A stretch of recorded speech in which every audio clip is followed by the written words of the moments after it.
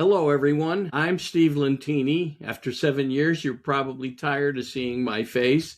And here I am again on the podcast. I'm your host for Different Thinking for Different Times, Season 7. And today you're going to find my guest very fascinating. And before I go into more on that, I'm just here to remind you that this podcast is about expanding our thinking from small-minded to limitless. And small-minded is believing our thinking, believing our brain. And Gurdjieff and Rainer Maria Rilke and many others throughout history have talked about not believing our brains and that we can run our minds, we can run our brain. And it's why I came up with the acorn brain, and I trademarked it because when I had my near-death experience on November 8, 2002, 8,497 days ago, this little thinker didn't go with me. That voice did not go with me. 1 second with two friends at the end of my bed, and the next second, one with everything and nothing, one with the infinite. And this voice doesn't go with us, at least not with me. I don't try to convince anybody of anything. Perhaps it's only because of my thinking and maybe my wishes. So with that, now we're going to move to Brownell Landrum and talk to her about the cosmic wish experiment and a few other things that she's got going on. She's an explorer. And when she said that, it resonated with me that I have too been exploring so many different things, especially after I explored what's next. So Brownell, tell us about yourself. Welcome to the podcast. And I find your work so fascinating. And I think that everybody can benefit from what you're doing. So talk to us about how you got to it and share a little bit about your background. I know my guests are going to love it, my listeners. Well, your listeners, thank you. Hi, listeners. Hi, Steve. I'm just happy to be here. I think we've got a lot of different kinds of ways we can look at this whole dynamic. And I like to start out by making sure people know, like, I'm a storyteller. I'm not a scientist. So I'm going to be talking a lot about science today. And I want to put the framework of I'm a storyteller who got interested in science. I was writing a novel that I came out with about less than 6 months ago. And it was semi-autobiographical, and it's this kind of wild world. And I was writing from the point of view of the upstairs, I call it. So I think you could probably relate to that vernacular or that concept. And so it's kind of a magical realism, kind of a semi-autobiographical story. And I was writing about the world of wishes and how wishes happen in this other realm. And then one day I'm listening to a lecture on neuroplasticity, just for fun, to help me sleep. And I was like, wait a minute, is there science in wishing? And so that's what led to this whole dynamic in my book, The Art and Science of Wishing. I guess it's backwards here. And so I just led me like to this kind of game of what I call cosmic whack-a-mole. Like all of a sudden, this science would pop up and this science and this science. And I realized like every time we make a wish, we engage over a dozen sciences. And so it just opened up this huge world that led me to write this book where I quote 70 different scientists. So it's not about me and what I think. I put the framework around some of the things, but just looking at this world of wishing, because as you said, you've got listeners all over the world and all these different countries. And yet wishing is something we all have in common. I mean, everybody does it since the beginning of time, everywhere, every age. I mean, we might not do it as much as we might have done as kids, or we might do it more. Who knows what people's wishing, or we might just say the word. I mean, the word itself is kind of this beautiful mantra, right? Wish.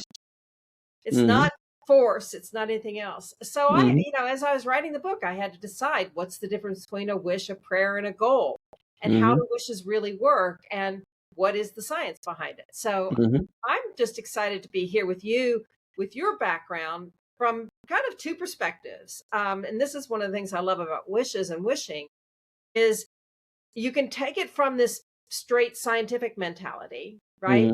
You can take it from the spiritual or metaphysical or whatever world we want to call that world, the acorn world, right? That portal, because that's what I talk about, the difference between a wish and a cosmic wish, and that little bit of what's cosmic collaboration where you're working with that acorn, right? Whatever Mm-hmm. that is as a portal or as a source of information or some sort of something that we're collaborating with. Mm-hmm. And then your background in business and coaching is so interesting to me because I want to bring this into companies and have companies align their entire workforce behind a common wish. Mm-hmm. Because wishing rituals have been a huge driver of our survival since the dawn of humanity. So we Mm-hmm. need to get this back, right? We need a Mm-hmm. collective wish that we can all be looking for and that we can all be working behind. So I'm Mm-hmm. just excited to go whatever direction you want to go, but there's a lot of ways we can do this. Well, and you mentioned neuroplasticity because neuroscientists are even proving through facilitated MRIs, fMRIs, that when people who are mostly negative thinkers, probably lacking wishes in their life, because they believe what they see. They don't understand that they are actually always seeing what they believe, which is in conjunction, right, with a wish. That if you don't have a wish, then you might be living in what Einstein called, he said, the real question is whether or not the universe is friendly, right? Or a hostile environment. And so some people choose that the idea that it's hostile. And when they're given instructions on how to reprogram their mind, new neural pathways are opened. That's They're right. actually confirming it on the opposite side where the negative thoughts are stored in the prefrontal cortex. So it is science-based today, and that wishing would be positive and would actually open new neural pathways. So when it comes to business, what I talk to people about is when they get stuck in a complaint and they're not going to the person or people that can do something about it, they're now gossiping, and or their own energy is stuck in this loop of a complaint and this idea that they can't do anything about it. That's an energy that people feel. It's a lower frequency energy. And there's been research on that as well, that Yes. we can feel lower frequency energy and higher frequency energy. And the universe is all energy. So when we're choosing lower frequency energy, we're limiting ourselves. It's small-minded thinking. And we see so much evidence of that, sadly, even a lot of our leaders today, the pointing of fingers and blaming, and instead of dialogue, which is something you mentioned when we chatted before the show, to allow people to have whatever journey they choose, not to rail against it, and maybe to ask people in a dialogue, well, have you thought of something else? Or what else do you wish for in life? And so let's take it to the direction first of your book and the Cosmic Wish Experiment, and then we'll talk a little bit more about some of the other things you wanted to talk about, because I love a dialogue too. That's what I'm encouraging people to have. Have a dialogue, That's and right. maybe you learn something that'll change your own mind, and maybe not. Yeah, well, and that's what, because you were touching on so many of the different aspects of the program. And one of the key elements is that I am kind of advocating, and then I'm showing what the science, why I'm advocating it based on the science, right? Yeah, Is yeah. what I call the 3 Ps. Mm-hmm. And that the wish needs to be peaceful, positive, and purposeful. Yeah, Okay. yeah. So the positive aspect is the middle one, but I'll get to that first because you kind of alluded to it. It's like we need to be wishing for something, not against something else. Yes. And our brain, when we're wishing for, our brain will find the solution. I have a children's book called Cosmic Wishes Mm-hmm. that I Mm-hmm. just came out with less than 2 weeks ago. And it's really precious. And they have kind of a before and after with the positive. And the Mm-hmm. before picture, you can imagine kind of a preteen girl. She's got all her books around her and she's studying, and her little sister's trying to get her attention. And she said, I wish my sister would leave me alone. I'm too busy. Right. And then they add the science to it, and she reframes her wish. And she says, I wish I had more time for my sister. And the brain is going to find time for the sister. Right. Yeah. So Yeah. it's like, and so it's when we're wishing for something, our brain, it's the reticular activating system, which I'm sure you probably know all about that, right? And it's going to find that solution. It's once you do it. And the neuroplasticity aspect means you need to repeat it, right? And if you're looking at the collaboration with whatever the spiritual element is, the spiritual element wants to know that you're serious enough. So therefore, yes, you repeat it, right? Because it's like, otherwise you're just throwing out something. They're like, well, do we act on that, or do we act on this, or do we act on that? Yeah. So that's one. Positive is such an important part of the wish, right? Peaceful is not only the state of mind that we're making the wish, but also what we're wishing for, right? So again, it's wishing for something, because when you're talking about that lower high frequency, that's what we're doing here, right? Very true. Peaceful, positive, and purposeful are elevating the energy of your wish. And there's just cool science behind it, right? I love it. Peaceful, positive, and purposeful. And purposeful means that the example I have in the children's book is the first before picture is this little boy, and he's standing in front of a mirror, and he's got his arms on his hips, and he's got a towel around his neck. He says, I wish to be a superhero. And you see his reflection in the mirror. And then the second one is he reframes it, and he says, I wish to be a superhero so I can help people. And then in the mirror, all these people that are there for him to help and also there to support him. Because you start building, I know you probably know about mirror neurons, and how when you're making a connection with people, then they see what you're doing, and they're going to rally behind helping you. Yeah. So I thought you'd like that. We could go off into more on that, or whatever you want to talk about. But that's the frequency stuff that you're talking about, right? Yeah. R.J. Spina calls it super consciousness. Yes. And that there's a greater return on investment for higher frequency energy, and we can choose. Fascinating. We can choose to spend our time. And first we have to notice, though, where are we spending our time? Is it peaceful? Is it positive? Is it purposeful? I think those are three great questions to help people notice.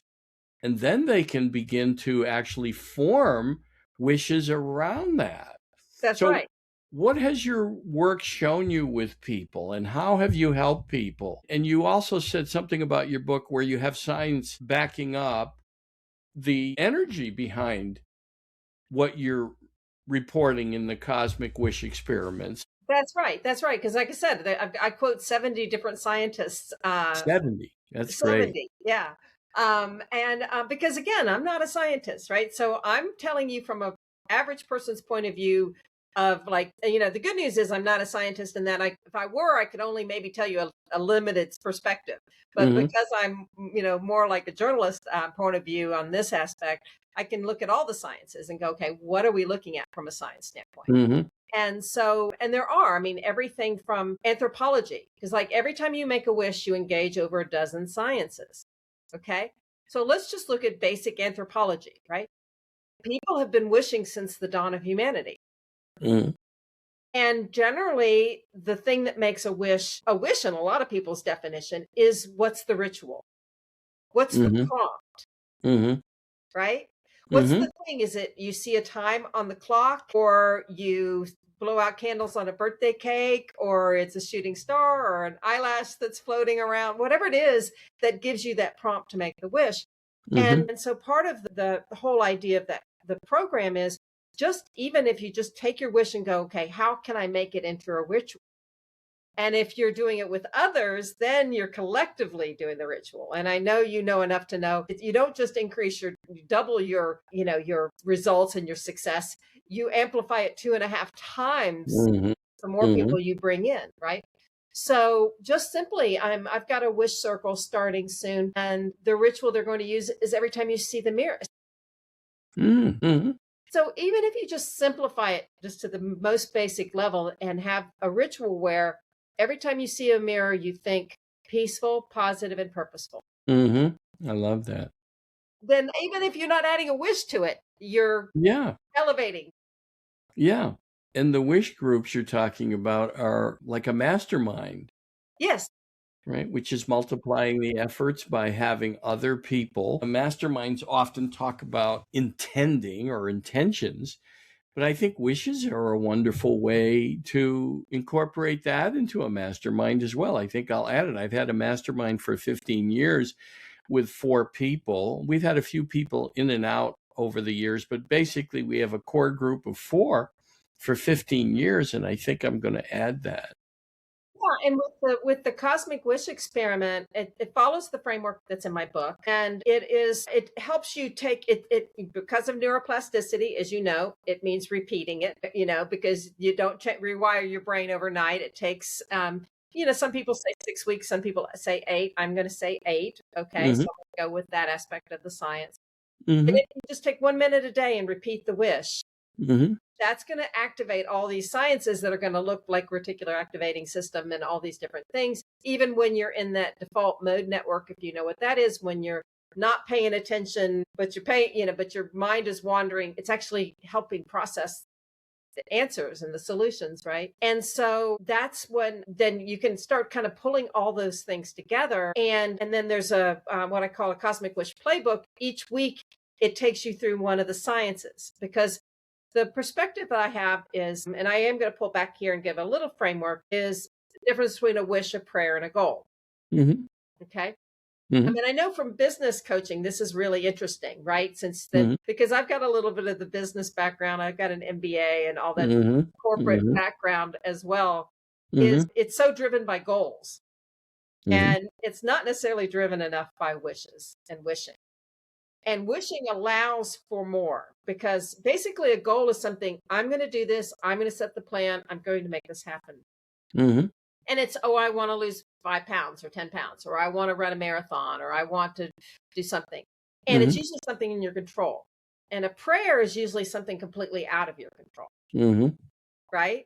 And wishes are this beautiful middle ground where they encompass the things that are in your control, but they also help you look at and understand that there are things out of your control that you need to collaborate with. Cosmic collaboration, I call it. And then I take people through the process of turning a wish into a cosmic wish.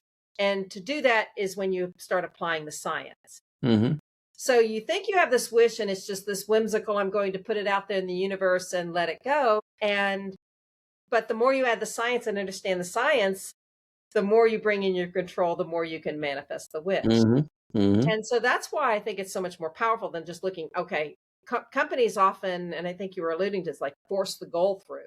Got to follow this goal, got to do this.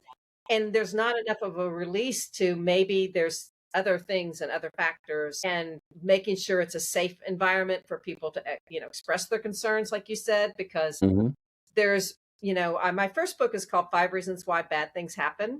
So when people say everything happens for a reason, I was like, yeah, I wrote the book on it. And one of the reasons why bad things happen is subconscious sabotage. It's true. Right? Well, have subconscious sabotage too. Right? They do. There can be people that are not in alignment for whatever reason, and you need to build an environment where possibilities beyond the stated goals are considered, and it's a safe environment to express them. Otherwise, you'll just sabotage them. Because I think we talked about before. I have a story about that. Yeah. Well, let me finish my statements. And sure. Then Yeah. Go ahead.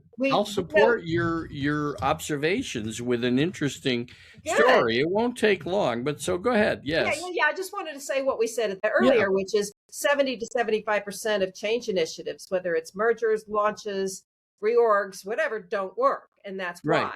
Right. So that's what I wanted to put that framework. Now tell me the story. I want to hear. Well, the subconscious energy in a company I did some work for, they had asked me to move down to New York. In fact, it's how I ended up here in 2010. They asked me to move down, and I did, and really got to know, I knew the owners, the 2 cousins, and the sales force, I noticed, had a subconscious wish. They thought they could run the company better, and they wanted something other than what the 2 cousins were subscribed to. The 2 cousins wanted to save the company. What they didn't share was the company was struggling financially to make money. And it was a very generous compensation program for the sales team, and yet most of the people didn't recognize the gift of the opportunity that these 2 cousins were providing with the pay plan. And everything they put out to change the company to help make it more profitable there were people on the executive team that would immediately share some of those behaviors, some of those planned actions with the sales team. They were leaving the executive meetings and going and sharing, say, hey, here's what the cousins are up to. And so their subconscious wish was that the cousins would relent everything to the management of the company, to the sales team. Now, the sales teams, they're wonderful. I've been a salesperson. I've been a sales leader. Salespeople are wonderful, but it's fascinating how often they think they could do everything better. And a few years later, in fact, the company failed and it was sold at a fire sale to a major competitor, and everything changed. All the compensation changed, not according to what all the sales teams would have loved. It actually changed to what the two cousins were suggesting and hoping that everybody would jump on board to. They just didn't have the courage to make the changes. But the subconscious wish came true, which was, we don't need this management. And they got new management. They got new management. Yeah, they did. But yeah, and that's where it's so complicated, because sometimes I don't know if you're familiar with the David Hawkins research. Yeah, oh sure. David R. Power versus force, right? And so often that when you're talking about that low frequency versus high frequency energy, it's the same kind of thing. And so much leadership is coming from that force energy and that lower level stuff. And some of the things you were talking about before, like we're kind of in this despair, anger cycle, right? Yeah. It was a silent anger that was absolutely encompassing the sales team, not realizing they were wrong, that the two cousins were right about the changes that the company needed. And the sales force said, you're not going to touch our paychecks. And some of them were making $700,000, $800,000, $900,000 a year. Wow. Yeah. And it was just not sustainable. And they weren't appreciating what the leadership was doing. They weren't grateful at all. So that's where it is so important to because so often there is such a division between the leadership and the rest of the organization. And I know, because I work for big companies, so I went through a bunch of work for Kodak from its heyday to its decline, right? Mm-hmm. So I mean, I saw like this whole thing fall apart. And how there was so much sabotage in there because people on their own insecurity level, right? They weren't wishing the same wish. The company wasn't wishing the same wish. No. And so much could have been prevented if they had been more in alignment. Yeah. And also open up to what I call the 4 responses to a wish, which we can talk about, which is, there is only so much in your control, and you have to be willing to say, what are all the things that could get in our way and how are we going to overcome those? Right. Mm-hmm. Mm-hmm. So it's, to me, it's a really important thing to bring into the whole concept of companies, even though they go, I'm not going to do a wishing project. Are you kidding me? Be like, yeah, well, guess what? It's definitely a way to get everybody in alignment. And if you don't believe me, there's science.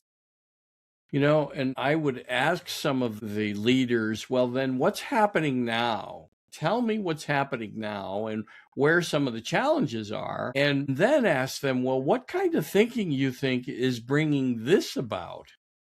Because if they're going to be held accountable and responsible for some of the negative events and challenges they see in the company, well, then what are the employees wishing, and what are their leaders wishing, and what is the executive team actually wishing? Because I'll bet you they'd see a connection between their thinking, their wishes, their desires, and what's manifesting, what's showing up, right? That's right.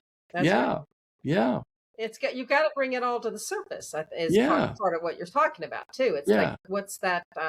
What are all the things, the subconscious within the organization, and how could that be blocking, and cross purposes? And so that's part of that whole idea there. It's like, I'm prepping and pitching to do a TEDx talk, right? Mm-hmm. And one of the things that I have is, from a leadership point of view, it's like, Joan of Arc had a vision. Gandhi had a mantra. Martin Luther King had a dream. Mm-hmm. What if today in 2026, it's about a wish that's backed by science. Yeah, What I if love that that's idea. what we need to do is we need this collective vision toward this beautiful, positive, Yeah, peaceful, positive, and purposeful. peaceful, positive, and purposeful. Yeah, And maybe that might be a way to bring the leadership of a company around to, well, let's talk about what's peaceful, right? What's purposeful, and how does that tie into what your goals are, exactly. right? Exactly. And because that's what you can get everyone to align on. Exactly. If you say we're going to beat the competition by this much, or we're going to get this acquisition and we're going to bring everybody together, everybody's scrambling, everybody's worried within the organization. Where do they fit in? But if you set a vision that everyone can align with and say, this is where we're going to be, this is where we're all going to go together, and it's a peaceful place. We're making this from a peaceful place. It's not from a fear. It's not from anger. It's not from competition. It's based on the fact that we think what we have from whatever our business is can help people, right? So that gets to the purposeful. And so if it's peaceful, it's positive. It's not us versus them, but it's here's what we can do. I mean, like I worked for Kodak. Pictures matter so much to people, but they didn't spend much time talking about how we are adding so much beautiful value to people's lives. True. Right? I mean, That's true. and most companies have some sort of positive vision. Let's hope. True. Let's put it this way: I don't want to work with them if they don't. No. That's not And those something are I great want to work with. questions to ask. Yeah, Is what you're planning peaceful? Is it positive? Is it purposeful? exactly. And those questions could lead them to deciding, well, let's have a wish That's right. about that. Even if they want to call it something else, if they'd like to call it a goal, well, then is it peaceful, right? Is it positive? And is it purposeful? That's I love right. it. I love the idea. Yeah, just align everybody toward that energy. And then, like Yeah. you said, it's all comes down to energy, right? Yeah. So if you'll start aligning the energy, then you're going to have all of those people. And let's say, okay, Brownell, we're not into the woo woo. We don't care about the, that stuff. Well, okay, look at the neuroscience, look at the sociology, look at the anthropology, look at the psychology, look at all the things, elements that feed into that. Yeah. And it's the science behind it. So you can call it woo or you can call it science, but it is, it is energy and it is measurable, right? It is. And I think it does fit in the corporate world. And it's a way of delivering the message to help people come to that idea themselves, right? Not to try to convince anybody of it, because it is something that people will understand when you lay it out as you just did. It's very eloquent. Thank you. Thank you. Is It's it really peaceful? beautiful. Is it purposeful? Is it positive? And do you suggest it in the same order, right? Is it peaceful? Is it positive? Is it purposeful? Does it matter? That's a good question. I think it matters a little bit just because, peaceful is an energy state to start, right? So that's a good place to start from your own energy as you're making the wish, as you're deciding what you're going to do. And also knowing that this is where we're going to guide this wish is toward, is something that is peaceful. Positive is important because, again, you're wishing for and not against, because, wishing against isn't, protests get people together, but they don't lead people to another path, right? We need people going towards something, not just away from something else. And so that's one of the things that we're missing. But when you have a leader saying, this is this beautiful vision of what we can be and how powerful we can be, then you started getting everybody feeling that same collective energy. So positive is so important that it's there. And then purposeful is just kind of like that fine tuning to make sure we're doing something that helps people. This is something that we're going to benefit from as an organization or as a collective wish. And it's something that we want to together. We know when we leave, when we catch that paycheck or we leave the office at the end of the day, are we doing something that's good for people? Yeah. Are we proud of who we are and what we're doing? And that really is so important. So I guess you could mix them up, but I like the order. I like the order of them. I think that's one of the reasons I brought it up. I like the order of them. Yeah. And that's So what I when have you, the children's book. So I even am teaching children, let's make sure your wishes are like that. And that's really yeah, yeah. Well, I interviewed Raphael McMaster, and he's bringing the idea of not believing your brain to middle school kids and to grade school kids and high school kids in California. I've got kids joining these wish circles too and It, getting it, active in the wish it's circle. it's my cat. My cat just joined us. I'll have her sign a non-disclosure. As long as she's So th- positive and purposeful, we're all good. yeah, this is not secretive at all. So the thought that occurred to me is, how did you get to this? Like, this is fascinating. It's probably a wish somewhere, but how did this come up? It really does. It's one of those times in life where you feel like everything you've done your whole life has led to this, you Mm-hmm. know? Mm-hmm. Because as I mentioned, my first book is about the 5 reasons why bad things happen. And Mm-hmm. there I learned a lot about, as I was exploring that and writing that, a lot about the three selves, the mind, body, spirit, if you want to call it that, conscious, subconscious, superconscious. When I realized the body is the subconscious, that was the big revelation for me writing that book. It's like, okay. And one of the things I even talk about in this book when we're talking about the three selves, so I bring that into this book, right? Is the three Mm-hmm. selves. Mm-hmm. And one of the concepts, because you're talking about a cat, I don't know if the cats follow this, but dogs would, in terms of kind of imagine you see your neighbor walking their dog, Mm-hmm. right? And then the dog runs off. What does Mm-hmm. the neighbor usually do? Yell at the dog Yell at the dog or chase the dog, right? or chase the dog. Yeah. Right. But what's more effective is say, hey, it's fun over here. And the dog's going to go, okay, I'll go over there, right? Encourage the dog is a Yeah, better idea. make Yeah. it fun and the dog is going to go. Well, our bodies are the same way. Mm-hmm. Right? Our True. bodies work the same way. So we are spending so much time arguing with our bodies. We're going to force you to do this or make you do this. And our bodies sabotage us because they don't always want to do the things No. that we say they do. But if we say, hey, body, let's make this fun. Like, let's do this project and let's make it fun. Or let's say, okay, we'll finish this project and then we'll do something fun. So help me focus.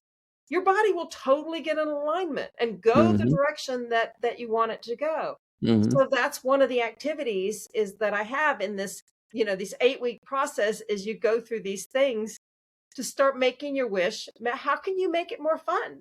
Mm-hmm. Right? That's part of being Mm-hmm. positive is also making it fun. And it's higher frequency energy that we've talked about earlier. That's right. He's a totally higher frequency or energy. So to answer your question, I took this framework that I started when I wrote my first book. And then I also had a training company. So I learned about training and models and creating things that help people think through things. Mm-hmm. In fact, I stole from myself in the book this model. I don't know how much you can see, but see the grid here? And Yeah, I see the grid. Yeah, the on motivation matrix. It's called the motivation matrix. Yes. Mm-hmm. Mm-hmm. And so that looks at things you want, you don't want, have, don't have. And that was so important to add to this, right? Because looking at motivation is, why do you want this wish? Because there is, what is it about? First of all, what do you want that you have? Let's celebrate those things. Mm-hmm. That'll elevate your energy. That makes you feel more powerful and empowered. Mm-hmm. Then you go, wait a minute, I do have all these good things. Let me be appreciative. That Salesforce needed to get that into their head. Like they need to be thankful for the things they want that Gratitude, they have. right? Constantly being in that want, don't have, Yeah. more mindset. Yeah. So anyway, so I wove in all of these kind of concepts that I did. And then I also wrote metaphysical novels that get into, these fun kind of stories. And that is kind of made me see the storytelling component and the science. I actually have a chapter on the science of storytelling as well, right? And when you can tell, so like, for example, in the talks that I'm preparing, I'll just kind of say, okay, imagine you lived during the Black Plague. Okay. People were, we know a little bit because we went through COVID, but this was people literally corpses in the street, right? Half the population died. Nobody knew why. Nobody knew what to do to control it. Nobody knew anything about that. And so then you kind of imagine, okay, well, then there's no more wishing. People quit wishing, right? And can you imagine a world where people stop wishing? That's pretty devastating, right? And when you think, oh, it's not that important, and then you realize how important it is. And I write about that a little bit on my story, right? So from a Hmm. fiction standpoint, it's an interesting story. And then in my story, I have, well, there's this wish fairy that comes in and says, okay, what about a dandelion? And the concept, I think you'll like this with your background. And the concept is that when you blow a dandelion, you're blowing out to the spirit, out to the heavens, so that your loved ones are sending to a better place, Hmm. right? Hmm. So Hmm. all of a sudden now there's a ritual to remember to wish Hmm. and how powerful that is, Hmm. right? Hmm. Yeah. So I just kind of took all of these things that were part of my who I was and who I am in terms of my beliefs and my storytelling and all these things and my curiosity about science when I'm not a scientist. And like, okay, I don't know anything about the polyvagal system, but I'm going to learn, or quantum physics and retrocausality and all these kind of wild things. Hmm. Hmm. There's some real frontier stuff that's really answering some True. really Yeah. interesting things about that acorn, right? I mean, the science of the acorn, I'm sure you've probably written about that, but there's so much cool stuff that's saying, I think we'll define this and know what this is. So Well, it's it's all fascinating. Every seed knows what it's going to become. It has the intelligence inside it. that's Well, right. why don't humans then realize we have the intelligence inside us? And what happens is, especially in Western societies, we decide to become something to or earn a big money or get a title, and we're living from the outside in. A seed lives from the inside out. That's where the intelligence is, and humans forget about it. Now, so a wish is something from the inside. Yes. It's part of the seed. Why would you have that wish if it didn't come from you inside or came here with you?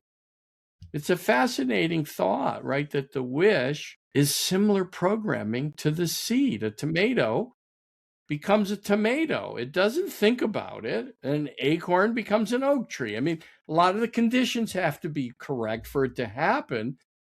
It's the same thing for humans, that mostly we're not honoring what we have inside us. We're not That's right. honoring the wish. I love that. The wish. Like That's I why said, I the was word wish fascinated is, when you reached out to me. yeah. Well, the word wish, like I said, is this beautiful release too. Yeah. There's this energy of, I mean, so it means I said it. It's expressed in this really gentle kind of, out into the ethers kind of way. Yeah. And you're feeling that energy and you're also releasing it. Yeah. So you might be that acorn, but you don't know where the tree's going to grow. And you can be ready for, all kinds of conditions. But you get that clarity when you make that wish of, this is what I want. It also, and that's one of the things that I do through the program is, okay, let's fine tune it and make sure that wish is something you need, not just something you say you want. True. That's true. Because you might Well, say, and that sales team is probably a good example. You might say, I wish for that Maserati in my front driveway. And then you're like, yeah, and you get it. And like, but did that really make you happy? I mean, is that, neighbor gets a fancier one next week. All of a sudden your wish isn't so exciting anymore, you know? yeah. So Well, they're not answering the questions of the three P's, that's right. That's right? right. Is it How is that peaceful, peaceful, positive, or purposeful? positive, or purposeful, right? I think I could do without the Maserati. That's right. And that's where, as a storyteller, it gets fun because when you're writing a story, generally, a lot of stories, not all, but a lot of stories start with the main character has a want, Mm-hmm. Mm-hmm. and it's not really what they end up needing at the end of the story. As they go through their hero's journey and their trials and tribulations and all of their obstacles and all of the dark night of the soul and all those things, then Mm-hmm. all of a sudden they realize what they thought they wanted isn't what they really needed. True. Right? It's like Sure. in Star Wars, what did Luke start out wanting? Do you remember? He wanted to be, didn't he want to be the light fighter, right? Well, even before that, he just wanted adventures with his friends, right? My friends are Right, going off, right, and I'm left at home, and I don't get to right, go anywhere, and I just want these adventures. But what he needed to find was to find his purpose, right. right? Yeah, And I'm sure that there are other movies and books and stories that you can think of that, like, they start out wanting this, but they needed something they, else. And by the end, we're so much more satisfied with the fact that they got something they needed. And they learned something about themselves on that way, on that yeah. process, right? Well, that's making life a friend, life as a gift, and not rejecting it and fighting it. Like Eckhart Tolle says that when you fight life, life fights you. And to look at life as for us, not happening to us. And exactly. And I think where you're going with this is that these things are happening to get us to learn something, to get us to grow and evolve, that these are the things that we need in order to get us on the path that we need to get to. And Yeah, I yeah, talked about, I think, and this gets into the woo-woo stuff that I like to write about and also like to talk about is, having some sort of guidance, right, from an outside force. hmm, And if you're a science person, you go, yeah, that's just a part of our brain that we're tapping into, or some energy and I'm like, good, whatever you want to define it, doesn't matter to me, right? right. But is whatever that is that's forcing us, I like to look at them as sometimes like border collies that are going to whack us in the side to get us back on track. And that was the message. One of the big messages in my first book about the reasons why is these bad things are happening to get you to change something. So what is it that needs to change, right? Mm-hmm. And then that all puts us hopefully on the path to take us where we really should be going. And sometimes we have to get kicked in the butt to go know which direction to go. Yeah. I got whacked with a 2x4 by life. Yeah. One second I was fine, the next second I needed an ambulance. And then look at what you learned and how that took you in another direction, right? It opened up all kinds of doors that It's I really couldn't have beautiful. imagined until I got whacked by the 2x4. And then I realized, wow, okay, this is what I really wanted. Yeah. Deep down, it was my wish. And Deep down, the acorn wanted that wish, right? it did. Or It it was did. saying, maybe you're not growing into the tree that you should be growing into, and let me add some fertilizer here or something. Mm-hmm. Mm-hmm. Mm-hmm. Right?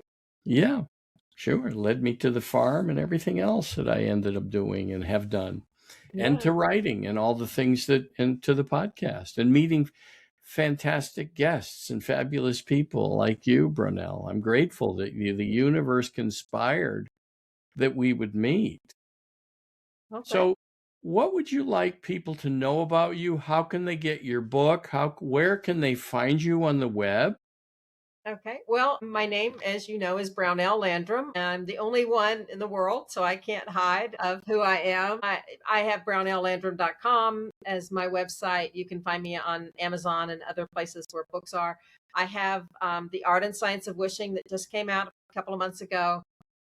I have the Cosmic Wishes children's book. It's going to be a series. The first one is the 3 Ps, and it's really precious. And then I have nonfiction books and fiction books that you can find there.